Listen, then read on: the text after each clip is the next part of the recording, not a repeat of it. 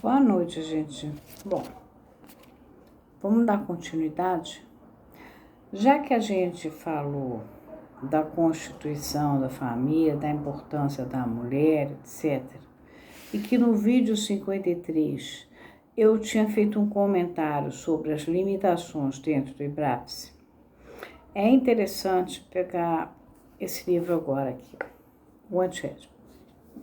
O Antiédipo era lido no IBRAPSE o dia inteiro. Era um livro escrito por dois alunos do Lacan, Gilles Deleuze e Félix Guattari. Guattari teve no Brasil, foi trazido, aliás, pelo tal congresso que deu nascimento ao IBRAPSE. Então, o Lacan era posto pela porta, por um lado, entrava pela janela, pelo outro. Esse livro, embora na microfísica do poder Foucault diga que é meio irresponsável, ele tem coisas bastante interessantes. O nome desse livro, o subtítulo é Capitalismo e Esquizofrenia. Ele vai mostrar o quê? Uma das coisas que ele vai mostrar, no sistema, no modo de produção, à medida em que você vai saindo do modo de produção escravocrata feudal, que ele vai chamar de máquina paranoica, etc., e você vai entrando no modo de produção capitalista, você deixa de ter aquelas famílias que antigamente se uniam todas, porque um dependia de outro. Não tinha o seguro-saúde, não tinha todas as facilidades que o capitalismo trouxe. Então, o que acontecia com as famílias? Você dependia da família. Quando você tinha neném, você ia para a casa da sua mãe. Quando você casava, você continuava indo na casa da sua mãe. Síndrome do ninho vazio não existia antigamente. Eu ainda convivi com pessoas de um mundo que, por exemplo, eu conheci uma babá que ela tinha sido da lei do ventre livre. A mãe dela era escrava e ela era ventre livre. E ela vinha, eu via frequentemente, ela vinha para visitar o rapaz de quem ela tinha sido babá numa casa. E essa senhora vinha com as bisnetas dela, e ela era super reverenciada pelas bisnetas dela, ela vinha só para visitar. Mas ela falava com uma extrema dificuldade o português. Quer dizer, ela tinha um engajamento tão grande no universo dela, tribal dela, que ela tinha dificuldade de falar. Por exemplo, Paulinho era Palinho, Rafael era Rafaé, que nem era Rafaé, era Lafayette, ela dizia Rafaé. Ela não dizia, por exemplo, lagartixa, era lagatricho. Ela tinha uma extrema dificuldade de falar o português. Ela foi babada desse rapaz. Quando ela visitava ele, eu era pequena, mas ele era um rapaz de uns 20 anos, e ela continuava visitando a família onde ela tinha trabalhado como babá desse rapaz. E ela ia toda levada pelas bisnetas. Ela nunca falou na tal da casa, as histórias são muito engraçadas, porque ela não falava direito português, quer dizer, ela estava tão arraigada na tribo dela. Essas famílias antigas, tem um vídeo que eu conto de uma pessoa que era um caso de fenômeno psicossomático e ela queria morrer, e eu conto que os dois cânceres são iguais.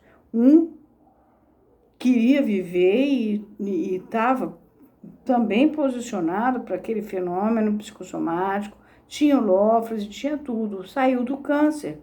Por quê? Porque a pulsão estava defletida o suficiente para ele fazer trabalho. A outra não. Ela queria voltar para a casa de origem dela, que já tinha morrido todo mundo. Por quê? Porque tinha sido abandonada, posta para fora pelo genro, numa casa de saúde, ficou sozinha. Então, qual era o objetivo dela ficar? Ela ia ser o quê? Ela morreu cedo. Eu já contei essa história. Então, uma coisa que a gente tem hoje dentro das nossas clínicas e da nossa realidade é o seguinte: por um lado, tem uma grande evolução da tecnologia, graças ao avanço da ciência. Então, você tem a longevidade. Todo mundo dura muito, todo mundo tem seu seguro-saúde, faz milhares de exames, tem medicamentos cada vez mais avançados. Se o seguro não paga, entra na justiça, consegue e tal. Por outro, dessas famílias, as pessoas vão saindo e vão morando fora e vão fazendo a vida delas. E o que acontece? Novas famílias de casais se constituem a partir dos encontros, seja porque são casais homossexuais em grupos de casais homossexuais, seja porque são casais que estão constituindo uma primeira famíliazinha, os filhinhos, então tem a creche, aí tem o grupo da creche. E aí essas pessoas não querem voltar para suas famílias de origem, passar o Natal e ter que aguentar mamãe, e vovó e titia e levar não sei aonde, tomar conta. E elas, por sua vez, trabalham muito até. As mulheres trabalham muito, os homens trabalham muito, e eles têm um engajamento social outro. E tem uma migração social também muito grande no Brasil, teve, graças ao próprio governo do PT que botou, sobretudo no período Dilma, muitas escolas técnicas, você tem hoje pessoas que vêm de uma classe social D, por exemplo, e que chegou à classe B e até A. E um grande avanço. Ora, essas pessoas estão fazendo o universo delas, o mundo delas, dentro da nova classe que elas constituíram e vão encontrar ali pessoas que também estão vindo, migrando desta classe D e chegando até a B e a A. Então, elas se reúnem, elas fazem festas caríssimas para as crianças, etc. E elas vão afastando, vão largando essas famílias. E essas famílias vão tentando agarrar e vão tentando culpar elas. E você está deixando sua avó, você está deixando seu pai. Mas o problema é que elas têm uma outra família que vai pelo Zap e é o grupo. Seja um grupo de casais gays, seja um grupo de casais hétero que tem filhos e tem isso, tem aquilo. E eles não estão a fim de voltar lá para onde moram essas famílias e ir para as festas e ficar carregando parentes, etc. Eles decolam. Quer dizer, isso em 1972 estava previsto. Então, isso traz doença? Claro que traz. Agora, é justo que uma pessoa que está fazendo a vida dela dentro de um contexto, que precisa fazer rede social, que precisa fazer network, que precisa não sei o que lá, que fala em compliance, que fala em PPP, que fala numa linguagem que lá na casa dela, o pessoal que não decolou não compreenderia, é justo que eles tenham que ficar presos? Mas, ao mesmo tempo, e esses velhos vão ficar abandonados? E em que medida? Como é que isso acontece? É de fato um abandono? É um abandono afetivo. Às vezes sustenta até o velho, mas não aguenta mais ouvir falar, não quer mais ouvir mamãe falar. Então, está independente financeiramente, não quer saber de mamãe. Está dependente financeiramente? Vai para casa da mamãe. Aí vai, a mamãe é ótima. Mamãe. Então, a gente está passando um momento de transição muito complexo. Porque os dependentes de mamãe não tem como pagar nada porque são dependentes de mamãe. Estou falando mamãe genérica causa. Mamãe, vovó, papai, dependendo da família. Aí tem aqueles que, tipo assim, é o pau para toda a obra. Ela vai, ela não é ninguém. Então ela ajuda uma, quando vai ter filho, vai para o outro. É uma maneira dela não deixar de ter a família. Ela vira um ser que serve a família. Essa aí eu não vejo adoecer propriamente. Mas ela se queixa profundamente, que é extremamente explorada pela família e PPP. Mas é o lugar que ela conseguiu para estar arranjando alguma coisa. E tem o outro grupo que não quer saber de mamãe, que não aguenta mais mamãe e tal. E tem outro grupo de mamãe, de papai, de vovó, de tio, que vai adoecendo porque não vai mais ver o neto, porque isso, porque aquilo, pereré. Então, aqui no Brasil, a gente vive esse esquema. Nos Estados Unidos, antigamente, já quando eu era criança, o filho já saía de casa cedo, ia para um college, a mãe já se separava do filho cedo e dali ele depois ia para a universidade, ia morar num esquema universitário e dali ia virar agente. Mas os Estados Unidos é muito avançado em relação a gente aqui no Brasil em termos do capitalismo. Agora, nós aqui estamos começando a passar umas experiências nas nossas clínicas assim, pessoas que são abandonadas. E aí é abandono completo? Se for abandono completo, tem até lei protetiva, a pessoa é obrigada a pagar, a cuidar do velho e tal. Mas se não é, o velho às vezes é visto até como egoísta, porque afinal ele botou o filho no mundo, o filho deu certo, o filho isso, o filho aquilo, e aí o filho está querendo que ele venha para casa, eu acho. Quem tem a razão? Os dois têm razão. Um porque ficou lá atrás e fazia parte de um universo onde ele, quando casou, tinha que voltar todo fim de semana para passar o fim de semana na casa dos pais, etc. Ou você ainda vê isso no interior acontecer, as famílias se reúnem. Mas quanto mais no mundo cosmopolita a coisa está, menos o filho quer saber do pai e da mãe. Ele decola. Então, é uma das causas de adoecimento que eu encontro na clínica, é essa situação que foi prevista aqui, por mais que o Foucault faça a crítica, com uma certa razão, porque eles são meio assim. Tanto é que quando eles publicaram o livro, no dia seguinte não voltaram mais ao seminário do Lacan, os dois. Eram jovens, né? Mas é muito interessante entender como é que eles foram mostrando que à medida que o capitalismo chegasse, para que a família? Qual é a utilidade da família? Para que fazer muito filho? A Europa está importando.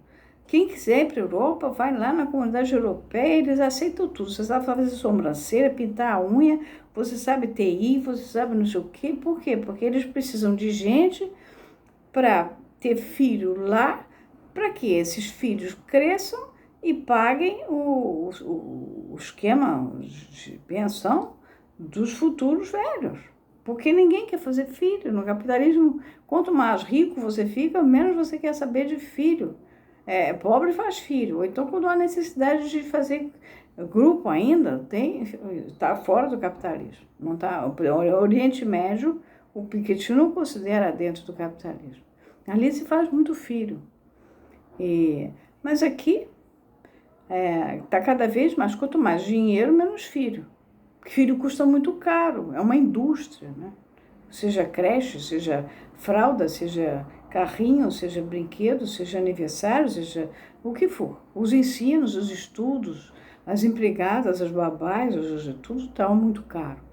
E ao mesmo tempo, por outro lado, você tem, então, esse tipo de conflito e os dois lados estão certos. Um porque precisa decolar e ir embora, e o outro porque fica se lastimando, porque ele, na época dele, não decolava, ele não estava nessa época.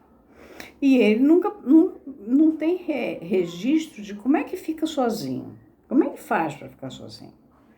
Então, uma da síndrome do ninho vazio não é nada demais, é simplesmente porque chegou o capitalismo, proporcionou uma porção de mudanças sociais, as pessoas migraram de classe.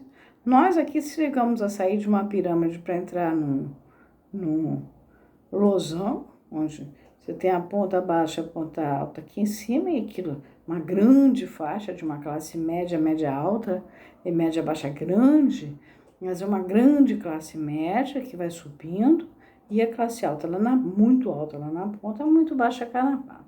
Isso, no governo Dilma, a gente chegou a fazer um losango de uma pirâmide. Então, é isso aí, esse efeito. No Brasil, eu trabalho numa cidade que é bastante cosmopolita, mas suponho que isso não seja só no Rio. Em São Paulo, em outros lugares maiores, isso já está acontecendo. Os filhos vão embora. E tanto é que eu vejo na rede as pessoas dizerem: meu filho está aqui, mas não, bom, teu filho está aí, mas vamos ver. Teu filho, na verdade, decolou? Porque se ele decolou e está aí, você conseguiu um milagre. Agora, se ele decolou e está aí para passar 5 minutos, na França isso já está assimilado. Vai lá de vez em quando ver a bisavó, mas é um de vez em quando. Então, quanto mais avança o capitalismo, menos família você tem. E isso, neste momento de transição, até que essa geração que ainda não morreu, ainda está viva, se acostume com a ideia de perder, de deixar de ter essa maravilha que era a família, o berço, o cradle, né, onde você se sentia amparado, isso acabou, né? Então aí surgem os lares protegidos, né, que cada vez são mais caros, cada vez o seguro tem que pagar, você tem que ter dinheiro para poder pagar, ou então o velho não quer sair da casa dele, aí você tem que ter... tudo isso é uma coisa que esgota muito dentro do divã, você vê muito, é uma culpa, e ao mesmo tempo, eu tenho que voar, eu não posso ficar. E por outro lado, o outro culpando e reclamando porque ele não tem horizonte, ele tem uma atrofia de futuro, ele não fez para decolar. E ele quer que o filho fique atracado com ele, viva com ele, ande com ele e leve ele, mas o filho está fazendo a vida dele. Então, esse vídeo 55, eu queria falar dessa circunstância, tá? Que ela é uma circunstância que ela é extremamente estressora em todos os sentidos e inevitável, porque a gente de fato mudou os modos de produção. Você não tem que pensar, eu vou acabar com o capitalismo. Não, você não vai, porque ele já existe, né? O Thomas Piketty mostra desde da Revolução Francesa, não é nas maquininhas de costura da Inglaterra. Ele veio se desenvolvendo, ele está passando agora do selvagem para o desenvolvido, está dando um rolo danado, porque tem gente que não quer ainda pagar imposto, e quer ter dinheiro oculto, e não sei o quê, mas cada vez mais, daqui a pouco, quando você pagar o seu pãozinho na padaria, Receita Federal sabe que você pagou um pãozinho na padaria. Isso é inevitável. Mas, ao mesmo tempo, é inevitável que você vai perder a filharada. Você vai perder o esquema familiar. Os primos já não se falam. Quanto mais avança no capitalismo, são novos grupos, novos networks que vão se formando, tá? Bom, então isso eu acho importante tratar, porque vocês falam disso na rede e porque a gente vive isso na clínica, e isso é uma questão que não tem como evitar, vai fazer parte, mas é preciso que saiba que está até teorizada. Leiam, é muito bom esse livro. Tá bom? Beijos para vocês. Esse é o 55. E vamos entrando, vamos avançando no nosso tratamento de doenças, de como é que as pessoas sofrem, como é que elas vão adoecendo.